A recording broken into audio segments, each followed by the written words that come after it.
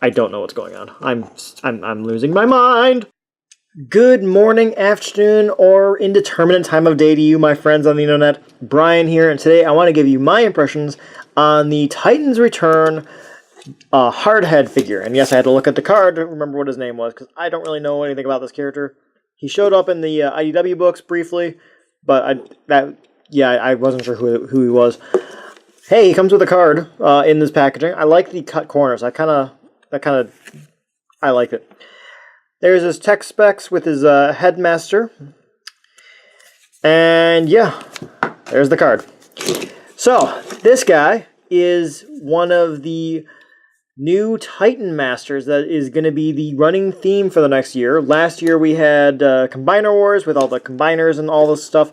Now we get heads that pop off and turn into little people. So let's give you a close-up on his headmaster. His headmaster's name is Furos, apparently.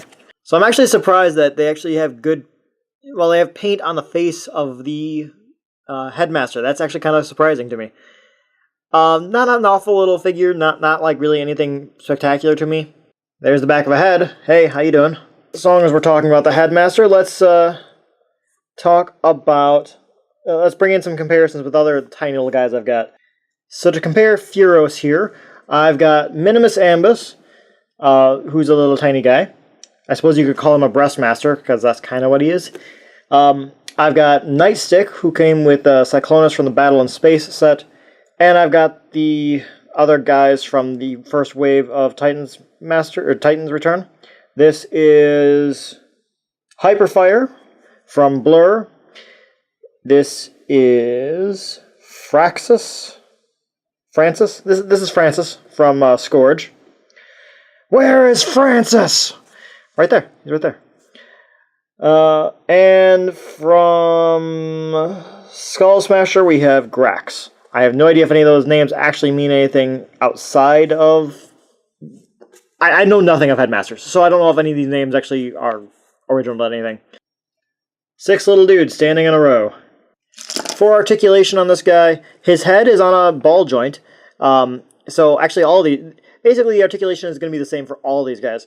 The head's on a ball joint, the arms are on a ball joint, but are practically useless. They can rotate up a bit. Well, I suppose they can go up higher than that, but... So they can go up high, like that. But they can't go back further because you have a face on your back. They've got a single leg joint, so their legs can go do, woo, woo, woo. They can do like jumping jacks. That's not jumping jacks. What? I don't know what I'm doing. They've got a knee joint, and both these joints are on one single pin, so you can't move them independently. So, yeah. But... you can go ahead and put him into a sitting position and put him inside of Hardhead. Actually, you can do that with any of these guys. He also comes with the a rifle gun. A rifle gun? Yeah, a rifle gun. I just plug it in there just to kind of store it. It's kind of a cool little rifle, though. I do like the look of it. The cannon itself, though, is on this cool armature and can move around. But it's also a 5mm port, so you can pull it off and put another 5mm thingy on there if you want. But the reason why I'm talking about the cannon now is because it actually, all the Titan Masters all have like 2 ways for a headmaster to interact with these guys, and this one has a little hidden compartment. So if I take Hyperfire here from Blurr, I'm trying to learn the names, but it's not going to work. I know it's not going to work. You can put his arms up and put him into a sitting position, basically, and slot him into the cannon, and that's actually kind of interesting. I like the integration that they're doing with all these headmasters. That I do like. Headmasters themselves, I hate, but the integration, I will give them props for the cool integration. But let's talk more about Hardhead himself.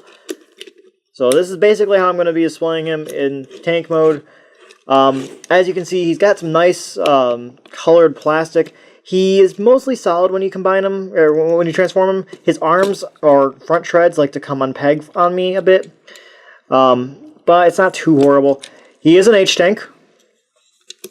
He does roll. He's got a wheel here and wheels here. So he does roll, and rolls pretty decently, actually. So it's kind of a nice looking tank, and with the armature, you can get some pretty cool poses out of the cannon. At first, I thought this was a non-posing cannon. In fact, I'm going to show you a cool pose I did with it, where I actually didn't think the cannon could really rotate, but bam. So the cannon can rotate. You just have to pull it up on this armature.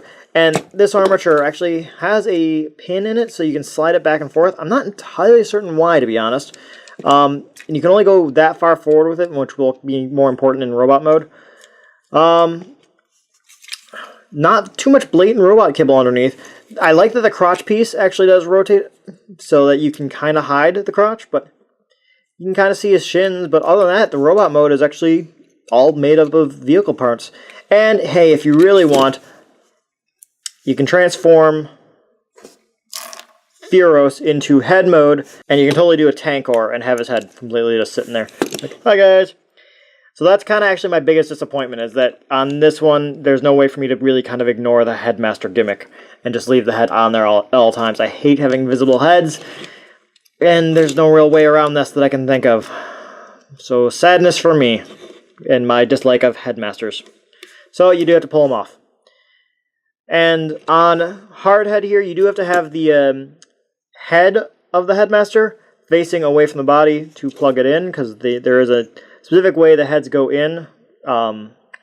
It works better, I find. I'm fairly certain, like, you can push it in the wrong direction, but I've had some issues with a couple of these guys getting the heads like kind of stuck in there.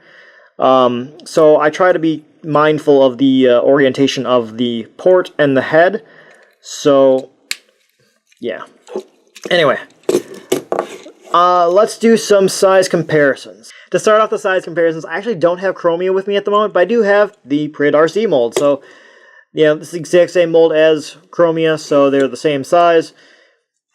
Yeah, comparing them to a Combiner Wars Deluxe, they're about the same size, or they're about the same mass anyway. Not too bad. This is a Hound, which is also based on the Swindle/Rook mold, but really Combiner Wars figures are all the same size. I've got Nightbeat here, who is a fellow headmaster in the fiction, in the G1 fiction, but this is the, what line was this? Well, this was a Classics Bumblebee mold, which was turned into Nightbeat. So, they're actually not too horrible in size. Scale, they don't look really all that good together, but then again, I suppose he's a Cybertronian tank, so scale doesn't matter. Why not? There is Combiner Wars Ultra Magnus.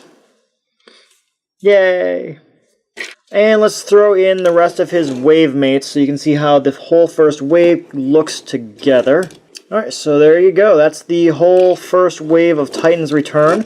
They are all about the same size, with the exception of Skullcruncher and his ridiculously long tail.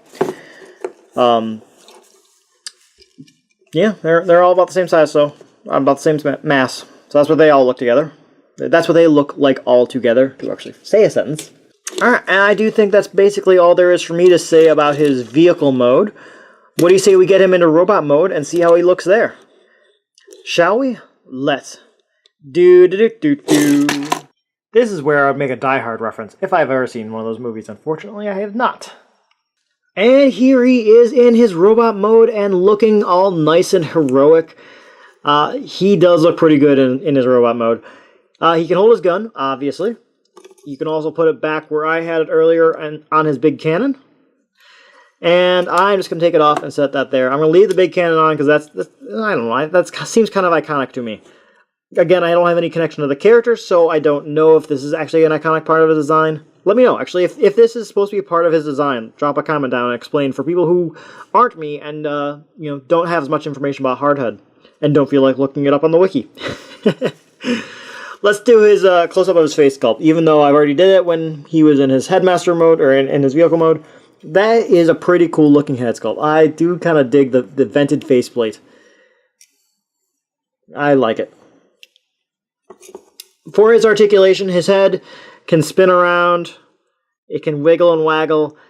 You have a joint for this, for transformation really, so that you can get up a bit.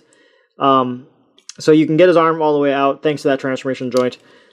No, that's not a transformation joint. That's actually purely just for this.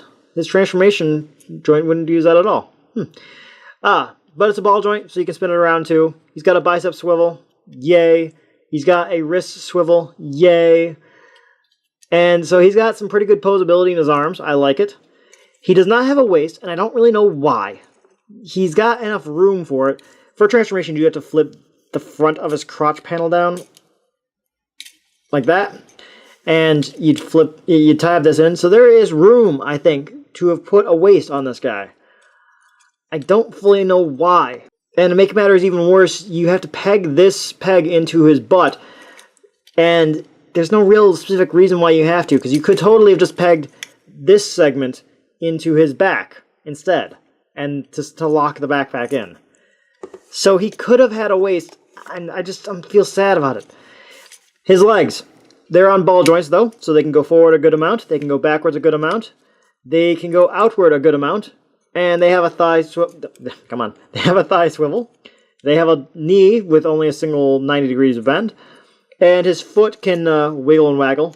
His toe can wiggle and waggle. He doesn't really have anything else for feet, but at least he has something that's kind of sculpted for feet. So he stands pretty decently. His legs are nice and tight, unlike some other figures that are in this wave. Oh, his cannon. It's on this armature. Almost dropped him. It's on this armature. And I can't really be able to figure out a good way to put the cannon to get like an over-the-shoulder cannon shot. Like, that's about as good as I can get. I could theoretically pull it out and like flip this up and put it here, but that doesn't really look all that good, and that's as far as that goes. So I don't know what to do with that one. I basically just keep it there and leave it there. But let's do some size comparisons, starting off with my yardstick of Prid RC mold. In this time, actually is Prid RC. So he's a bit taller. Deluxes have gotten a bit taller, I think. Or at least against her. Another headmaster character, not necessarily a headmaster himself. Here is Nightbeat. Yeah, he's definitely taller than the Generation Bumblebee mold. Why not? Here is Voyager Generations Springer, IDW Springer. And let's throw in his wave mates to see how the entire wave looks together. And there they all are. So they're all... What was that, Ryan? Do you not know how to speak anymore? They are all exactly the same height, so that's cool. And again, the gimmick of this entire series for the next year is that you can pull the heads off these guys and swap them around. Some of these guys have issues putting different heads on, but Hardhead and Blurr at least are perfectly fine. And so if you like a head better, you can pick one up. And they are totally going to be selling headmaster packs, I believe. So you'll be able to buy separate heads. Come on out. There you go. And change it around. So that's the gimmick for the year of popping heads off and swapping them around. It does work mechanically pretty well for the majority of these guys. I like the fact that the heads are on actual ball joints, so you do get a smidgen of waggle. Not enough to satisfy me, but enough to like tantalize me, because I'm never satisfied, so therefore it wouldn't have been enough. Really, Brian, you're going to criticize that? What else could we have done? Hardhead. I don't know what's going on. I'm losing my mind. So these guys look pretty good together, and the gimmick itself works functionally. Now, on the transformation itself, I kind of like the transformation. It's somewhat of a simple transformation. Kind of reminds me of that Generations Tankor that was based off the Beast Machines Tankor. Yeah, it kind of reminds me of Beast Machines Tankor. Especially with his head being completely visible. But I like the transformation. I especially was surprised by the crotch plate flipping off, because if you don't do that, then he would like kind of wiggle and wobble on his axis. I love his cannon. The cannon is really cool. I like this. And this little hidden compartment I like as well. I doubt I'll ever really use headmasters in there, but as like a hidden compartment, that's cool. Or an ammo compartment of some sort. I guess that's kind of leading into my final thoughts, guys. I kind of like this guy, but I don't really love it. I don't like headmasters. And so I like tanks. I like futuristic tanks. And to be honest, I was hoping that I could see a way to turn this into a Megatron. Hoping to ignore the headmaster gimmick. Yeah, really, I was just curious if I could ignore the headmaster gimmick. And then with a secondary goal of, could I theoretically turn this into a Megatron if I could ignore the headmaster gimmick? Not really, no, I can't on either of those accounts. It required too much work to ignore the headmaster gimmick and make it a transformation for it. He looks pretty cool. I'm going to basically be leaving him in robot mode, probably. I bought Headhard, I bought Headhard Stark here. I don't know what's going on. I bought Headhard. I did it again. I was Hardhead. I bought Hardhead mostly on a whim because I wanted to spend money, and Ian dragged me to Toys R Us, and I'm angry at him for it. And really, this was kind of my testing of the water to see, do I really like Headmasters? Can I get over it? I don't think I'm going to be buying too many of these guys, so I don't like Headmasters. But if you guys do like Headmasters, drop a comment down below and explain to me why, because maybe I'm just not getting it. But I am curious to know how you guys feel about this figure, and you definitely try to convince me that Headmasters is cool. So, let's have a conversation. Talk about it down below for me. And guys, those of you who have subscribed to us and passed the word on to your friends about us, you're the best audience we could hope for. You guys are spectacular and just amazing and the best. So thank you so much. We would not be doing this without you guys, and I mean that. So until next time, guys, may all your chimichangas not be made with Furos, because that sounds like a ingredient in Mexican dishes to me. Pop. Bye. Funk.